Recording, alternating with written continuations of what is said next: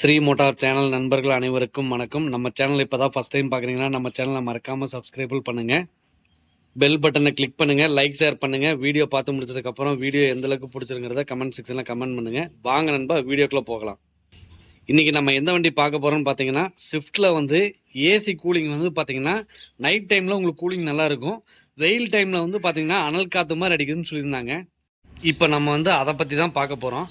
இப்போ இந்த வண்டி கஸ்டமர் வந்து பார்த்தீங்கன்னா உடுமலை, இவர் வந்து பார்த்தீங்கன்னா சர்வீஸு, கூலிங்கு, ஏசி கூலிங் வரல, ப்ளஸ் வந்து பிளாக் ஸ்மோக் வருதுன்னு சொல்லியிருந்தாரு. இந்த 3 கம்ப்ளைண்ட்டுக்காக நம்மள்ட்ட ஒர்க் ஷாப்பில் விட்டுருந்தாரு. இப்போ நம்ம ஏசி கூலிங் வந்து நம்ம பார்த்துருக்கோம். கஸ்டமர் வந்து ஃபுல் சாட்டிஸ்ஃபைடு. அதுக்கு ஸ்டெப் பை ஸ்டெப்பாக சொல்கிறேன், எப்படி கூலிங் வர்றங்கிறத நம்ம பார்க்கலாம். வாங்க நண்பா. ஃபஸ்ட்டு நாங்கள் ப்ரெஷர் போட்டு நிப்பாட்டியிருந்தோம். கூலிங் அதாவது ப்ரெஷர் வந்து கம்மியாகிட்டே இருந்துச்சு. நாங்கள் எல்லாமே செக் பண்ணி பார்க்கல, கூலிங் காயில் வந்து வீக்காக இருந்துச்சு. கூலிங் காயில் எப்படி வீக்காக இருக்குங்கிறத இப்போ நான் காமிக்கிறேன் பாருங்கள். இதுதான் அந்த கூலிங் காயில். ஒரு சைடில் பார்த்தீங்கன்னா கோர் எல்லாமே சூப்பராக இருக்கும். இந்த சைடில் பாருங்கள், கோர் வந்து எல்லாமே பிளாக்கு. நாங்கள் ப்ரெஷர் போட்டு செக் பண்ணையில் வந்து பார்த்தீங்கன்னா கூலிங் காயில் வந்து நாங்கள் எல்லா இடத்துலையும் சோப்பாயில் வச்சு செக் பண்ணையில் வந்து பார்த்தீங்கன்னா எல்லா இடத்துலையும் நல்லா இருந்துச்சு. சரி, ஃபைனலாக வந்து நம்ம கூலிங் காயில் வந்து வீக்காக இருக்குன்னு சொல்லிட்டு நம்ம டேஷ்போர்டு கழட்டிட்டு கூலிங் காயில் வந்து நாங்கள் செக் பண்ணோம். அப்போ கூலிங் காயில் இந்த இடத்துல வந்து பார்த்தீங்கன்னா ஆயில் லீக் ஆயிருந்துச்சு. நாங்கள் ப்ரெஷர் போட்டு செக் பண்ணையில் கூலிங் காயிலிருந்து ஃபுல்லாக பபுள்ஸ் வர ஆரம்பிச்சிருச்சு. அதனால் கஸ்டமர்கிட்ட வந்து கூலிங் காயில் வந்து நாங்கள் மாற்றணும்னு சொல்லியிருந்தோம். இப்போ நம்ம கூலிங் காயில் வந்து மாற்றிருக்கோம். இதுக்கு எதுக்கு எக்ஸ்பென்ஷன் வால்வு எதுக்கு மாத்திரன்னு சொல்கிறேன்னு எது எக்ஸ்பென்ஷன் வால்வு எதுன்னு கேட்டிங்கன்னா, இதுதான் எக்ஸ்பென்ஷன் வால்வு. இது வந்து மோஸ்ட்லி வந்து எல்லா வண்டிக்கும் மாற்ற தேவையில்லை. கம்பர்சர் வீக்காக, அதாவது கம்பர்சர் சீஸ் ஆச்சுன்னா மட்டும்தான் எக்ஸ்பென்ஷன் வால்வு வந்து மாற்றணும். ஏன்னு கேட்டிங்கன்னா, இந்த வால்வு வந்து போய் அந்த சீஸான பவுடர் எல்லாமே இந்த வால்வு வந்து பிளாக் ஆகிக்கும். ஸோ அதனால் எக்ஸ்பென்ஷன் வால்வு வந்து கம்பர்சர் சீஸ் ஆனது தான் மாற்றணும். இப்போ இதில் வந்து பார்த்திங்கன்னா கம்பர்சரில் எதுவும் சீஸ் ஆகலை, ஆனால் வந்து கேஸ் வந்து லோவாக இழுக்க ஆரம்பிச்சிச்சு. அதாவது இப்போ நம்ம ஏசி கேஸ் ஃபில் பண்ணோம் அப்படின்னா, ஏசி கேஸ் ஃபில் பண்ணையில் கேஸ் வந்து கம்மியாக தான் உள்ள லோடிங் ஆகுது. அதனால் நம்ம எக்ஸ்பென்ஷன் வால்வு வந்து இப்போ நம்ம மாற்றிருக்கோம். இப்போ நம்ம வந்து கஸ்டமருக்கு வந்து ஃபஸ்ட் டைம் ப்ரெஷர் போட்டது வந்து நம்ம கூலிங் காயில் வந்து நம்ம மாற்றிட்டு ப்ரெஷர் போட்டதை வந்து நம்ம ஃபஸ்ட் டைம் அவருக்கு வந்து ஃபோட்டோ அனுப்பியிருந்தோம். அது காமிக்கிறேன் பாருங்கள். திருப்பி வந்து ஒரு நாள் கழிச்சு ப்ரெஷர் வந்து எவ்வளோ இருக்குங்கிறத அவருக்கு அனுப்பிச்சிருக்கேன். அதை உங்களுக்கு காமிக்கிறேன் பாருங்கள். பார்த்துருப்பீங்க. இப்போ ப்ரெஷரில் ஒரு எம்எம் கூட லீக் இல்லை. ஸோ அதனால் நம்ம வந்து ஏசி கேஸ் வந்து ஃபில் பண்ணுறோம். இப்போ வந்து நம்ம ஏசி கேஸ் வந்து ஃபில் பண்ணியாச்சு. நைட் டைமில் வந்து பார்த்தீங்கன்னா உங்களுக்கு கூலிங் வந்து எவ்வளோ இருக்குன்னு பார்த்தீங்கன்னா, மினிமம் வந்து அதாவது ஏசி கூலிங் வந்து பார்த்தீங்கன்னா மினிமம் வந்து 7.5 இருக்கணும். ஆனால் நைட் டைமில் வந்து பார்த்தீங்கன்னா 2.9 இருக்குது. காமிக்கிறேன் பாருங்கள்.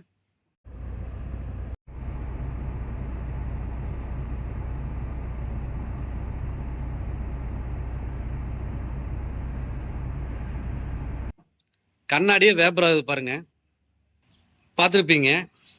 இப்போ அடுத்தது வந்து பார்த்தீங்கன்னா கஸ்டமரை வந்து நைட் டைம் ஓகே, பகல் டைமில் வந்து பார்த்தீங்கன்னா வெயில் டைமில் வந்து எனக்கு கூலிங் நல்லா இருக்குன்னு செக் பண்ணணும், செக் பண்ணிவிட்டு எனக்கு சொல்லுங்கள் அப்படின்னு கேட்டிருந்தாரு.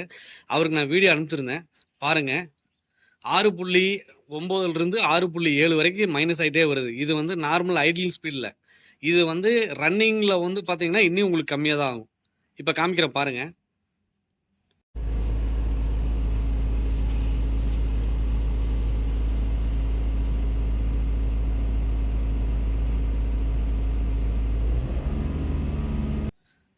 பார்த்துருப்பீங்க. கஸ்டமரை வந்து பார்த்தீங்கன்னா இன்னொரு கொஸ்டின் கேட்டிருந்தாரு. எனக்கு வந்து கண்ணாடியில் வந்து வேப்பர் ஆகிற மாதிரி பகல் டைம்லேயே எனக்கு வேணும் அப்படின்ற மாதிரி கேட்டிருந்தாரு. பகல் டைமில் வந்து இப்போ நைட் டைமில் வேப்பர் ஆகுது அப்படின்னா ஓவர் கூலிங் ஆகுது, அது உங்களுக்கு வந்து கண்ணாடி வேப்பர் ஆகும். பகல் டைமில் வேப்பர் ஆகணும் அப்படின்னு பார்த்தீங்கன்னா உங்களுக்கு வந்து அப்படியே கண்ணாடியில் வந்து அப்படியே தண்ணி மாதிரி ஒழுகணும், அப்படியே அந்தளவுக்கு எனக்கு கூலிங் எஃபெக்ட் வேணும்னு நினச்சிங்கன்னா கூலிங் காயில் ப்ளஸ் வந்து ஏசி கண்டென்சர் வந்து மாற்றணும். ஏன் ஏசி கண்டென்சர் வந்து மாற்ற சொல்கிறேன் அப்படின்னா காமிக்கிறேன் பாருங்கள். இது ஏசி கண்டென்சர் கோரு. இந்த ஏசி கண்டென்சர் கோர் வந்து பார்த்தீங்கன்னா பழைய டைப், ரொம்ப வீக் ஆயிடுச்சு. ஸோ இப்போ புது ஏசி கண்டென்சரோட கோர் வந்து பார்த்தீங்கன்னா நல்லாயிருக்கும்.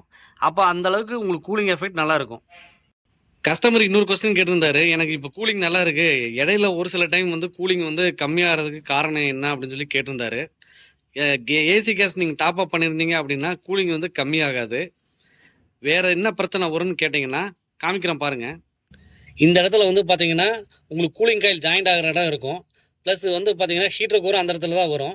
அந்த ஹீட்டர் கோரில் வந்து பார்த்தீங்கன்னா உங்களுக்கு கூலன் சர்க்குலேஷன் ஆகிற இடம். அதில் கூலன் சர்க்குலேஷன் கம்மியாச்சு அப்படின்னா உங்களுக்கு ஏசி கேஸ் வந்து ஃபேன் ஓடாது.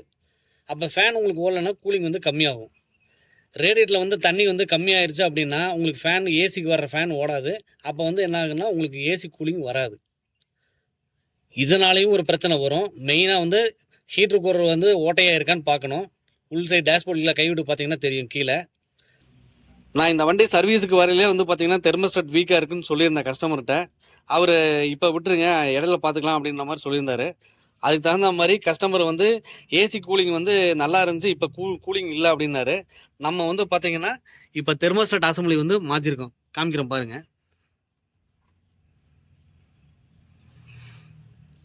ஹை ப்ரெஷர் பம்பு கீழே வரும் தெர்மோஸ்டாட் அசம்பிளி. அந்த அசம்பிளி வந்து என்ன ஆயிடுச்சுன்னா கூலன் லீக் ஆயிடுச்சு, அவருக்கு கூலிங் வந்து வரல. இதுதான் நான் சொன்ன அந்த ஹை ப்ரெஷர் பம்பு கீழே வர தெர்மோஸ்டாட் அசம்பிளி. இந்த அசம்பிளி வந்து என்ன ஆயிடுச்சு அப்படின்னா ஃபுல்லாக வந்து ரஸ்ட் ஃபார்ம் ஆகி ஃபுல்லாக வந்து இந்த இது வழியாக உங்களுக்கு லீக் ஆக ஆரம்பிச்சிருச்சு. அதனால் என்னென்னா கூலண்ட் கீழே ஒழுகும்போது உங்களுக்கு கூலிங் வந்து கம்மியாயிருச்சு. இது கூலண்ட் வந்து கீழே கம்மியாச்சுன்னா ரேடியேட்டரில் தண்ணி இருக்காது. அப்போ அடுத்து வந்து பார்த்தீங்கன்னா ஃபேன் ஓடாது, கம்ப்ரஷன் ஆன் ஆகாது. அப்போ உங்களுக்கு எப்படி உங்களுக்கு கூலிங் வரும்? கூலிங் வராது. இப்போ இது வந்து நம்ம மாற்றிருக்கோம், கூலிங் வந்து நல்லா இருக்குது. இப்போ இதெல்லாம் மாட்டி முடிச்சதுக்கப்புறம் கஸ்டமரோட நான் ட்ரையல் போயிருந்தேன். அப்போ வந்து த்ரோ வந்து கம்மியாக இருக்குது, நீங்கள் தான் வந்து த்ரோ கம்மியாக இருக்கிறதுக்கு தான் கூலிங் காயில் மாற்றணும்னு சொன்னீங்க. அப்போ கூலிங் காயில் மாற்றியாச்சு, அப்போ த்ரோ நல்லா வரணும்ல, ஏன் இது த்ரோ வரல அப்படின்னு கேட்டிருந்தாரு. அதுக்குண்டான விளக்கமும் இப்போ காமிக்கிறேன் பாருங்கள். கஸ்டமர் செட்டு மட்டையில் என்ன பண்ணியிருக்காங்க, அசரிஸில் விட இந்த ஏசி வெண்ட்டு வந்து உடச்சிட்டாங்க. ஃபஸ்ட்டு ரீசன் வந்து இந்த ஏசி வெண்ட்டு வந்து உடையக்கூடாது. உடஞ்சதுன்னா உங்களுக்கு உள்ளே இருந்து தான் உங்களுக்கு த்ரோ வரும். த்ரோ வரையில் அப்போ என்ன ஆகுனா இந்த ஏசி வந்துட்டு கரெக்டாக இல்லைன்னா உங்களுக்கு த்ரோ கரெக்டாக வராது. First reason. செகண்ட் ரீசன் வந்து பார்த்தீங்கன்னா ஏசி ஃபில்டர் அது வந்து மாட்டாமல் இருந்தாங்க அப்படின்னா த்ரோ நல்லா வரும். எதுக்காக ஏசி ஃபில்டர் போடுறதுன்னு பார்த்தீங்கன்னா, இப்போ நீங்கள் மேலே வந்து டேஷ்போர்டில் வந்து பார்த்தீங்கன்னா இந்த திருநீர், பஸ் டிக்கெட்டு இந்த மாதிரி ஏதாவது மேலே வச்சுருப்பீங்க. அப்போ ஏசி போடையில் என்ன ஆகுன்னா உங்களுக்கு ஃபுல்லாக வந்து ஃபேன் சக் பண்ணையில் இது வழியாக அந்த மேலே இந்த இது இருக்குது பார்த்தீங்களா, மிஸ்ட்டு ஃபார்ம் ஆகிறது இந்த வழியாக உங்களுக்கு வழியாக அந்த சாமி பூவு இது அந்த பேப்பரு திருநீர் எல்லாம் உள்ளே எடுத்துகிட்டு போயில உங்களுக்கு த்ரோக்கை வந்து ஃபுல்லாக ஏசி ப்ளோயரில் போய் அடைச்சிக்கும். அதை அடைச்சிக்காமல் இருக்கிறதுக்கு தான் அந்த ஏசி ஃபில்ட்ரு போடுறது. அந்த குப்பை வந்து அந்த ஏசி ஃபில்ட்ரு ப்ளோயரில் போய் உள்ள டஸ்ட்டு ஃபார்ம் ஆகாமல் இருக்கிறதுக்கு தான் அந்த ஏசி ஃபில்ட்ரு வைக்கிறது. அதை காமிக்கிறேன் பாருங்கள். அது எப்படி கழட்டுறதுன்னா இது பாருங்கள், இவ்வளோதான்.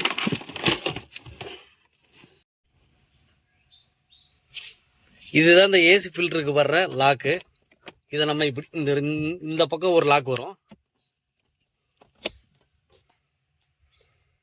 பார்த்தீங்கன்னா உங்களுக்கே தெரியும் ஏசி ஃபில்டர் இப்போ போட்டிருக்கு.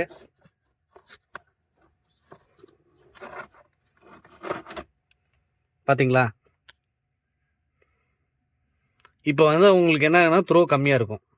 நம்ம மேலே டேஷ்போர்டில் வைக்கிற அந்த பூவு பேப்பரு எல்லாமே அதில் ஃபுல்லாக உங்களுக்கு ப்ளோயர் ஆன் பண்ணல பேப்பர் சக் பண்ணி இது வழியாக ஃபில்ட்ரு வந்துடும். இப்போ நான் உங்களுக்கு லைவாகவே தெளிவான விளக்கம் கொடுத்துருப்பேன். கஸ்டமர் இன்னொரு டவுட்டும் கேட்டார்.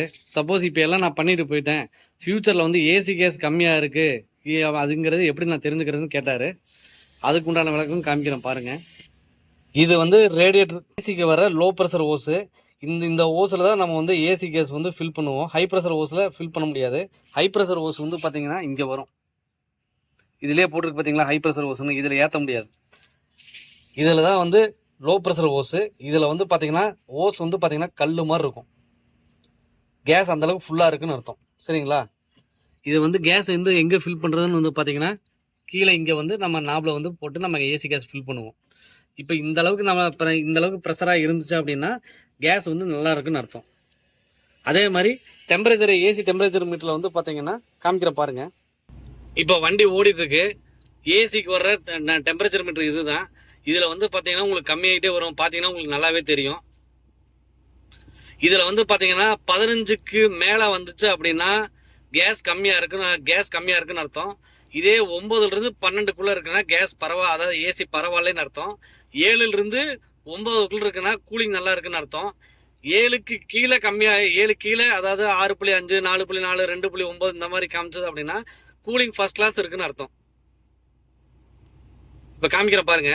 இப்போ பார்த்தீங்கன்னா உங்களுக்கே தெரியும் 12.5 வந்திருக்கும். இப்போ பார்த்தீங்கன்னா நான் உங்களுக்கு 7.5 7.9 இந்த அளவுக்கு கூலிங் வரும் பாருங்களேன்.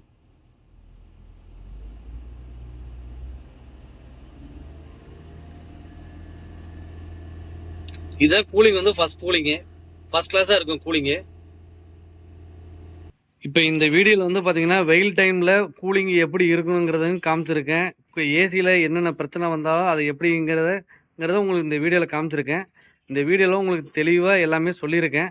நான் இந்த வீடியோ உங்களுக்கு பிடிச்சிருக்குன்னு நான் நம்புகிறேன். மீண்டும் அடுத்த வீடியோவில் சந்திக்கிறேன். நன்றி, வணக்கம்.